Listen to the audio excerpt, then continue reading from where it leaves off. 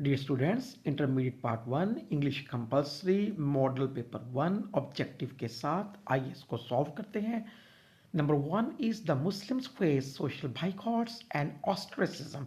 ऑस्ट्रेसिज्म कहते हैं मुआशरती मुकाते को या अखराज को। इसका करेक्ट आंसर है option C exclusion. Number 2 and being disgruntled. Disgruntled कहते हैं नाराज को। Correct option is option C annoyed.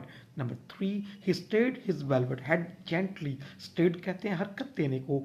Correct answer is option A moved. Number 4 urban heat islands have exacerbated temperature risks. Exacerbate कहते हैं बढ़ाने को बिगाड़ने को। Correct answer is option A worsen. Number 5 the bells sound merrily. Merrily कहते हैं खुशी से। Correct option is option B happily. Number 6 access to clean water is a cornerstone of public health. Cornerstone कहते हैं बुनियाद को, संगे बुनियाद को। Correct answer is option B foundation. Number 7 this is an apt contrivance for a path. Viewers contrivance कहते हैं तरकीब को, तदबीर को। Correct answer is option C arrangement. Number 8 then with cracked hands. Crack कहते हैं जख्मी को। Correct answer is option B damaged. Number 9 faith is like Abraham at the risk at the stake. At the stake कहते हैं खतरे में, तो correct answer is option C risk. Number 10 you would be picked up out of the debris. Debris views कहते हैं कचरे को, मलबे को, तो correct option is option B waste. Now viewers MCQs की तरफ बढ़ते हैं। Number 11 is what warning does Quaid Azam give about the misuse of freedom. आज़ादी के गलत इस्तेमाल के बारे में कायद आजम क्या तंबीह करते हैं। Correct answer is option C. It should not be mistaken for lawlessness. Number 12. What does the bird do after the speaker offers it a crumb? जब speaker परिंदे को रोटी का एक टुकड़ा पेश करता है तो परिंदा क्या करता है। Correct answer is option B flies away.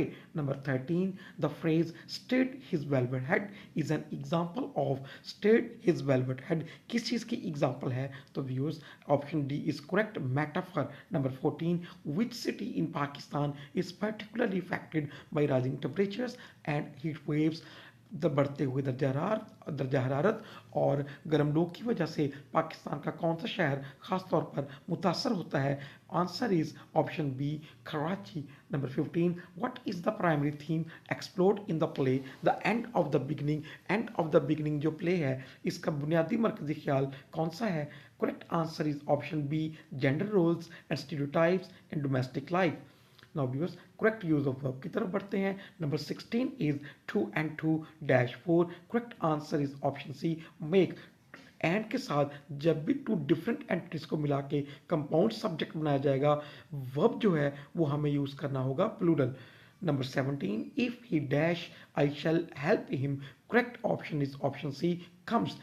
If conditional clause है, कंडीशनल क्लास की टाइप 1 है, कंडीशनल क्लास की टाइप 1 के इफ वाली क्लास में हम प्रेजेंट इंडेफिनिट यूज करते हैं और जो मेन क्लास होती है उसमें फ्यूचर इंडेफिनिट यूज करते हैं। तो जो हमारा सब्जेक्ट है ही, ये थर्ड पर्सन सिंगुलर है, इसलिए हमें वर्ब भी सिंगुलर यूज करना है। तो करेक्ट आंसर सी आएगा कम्स।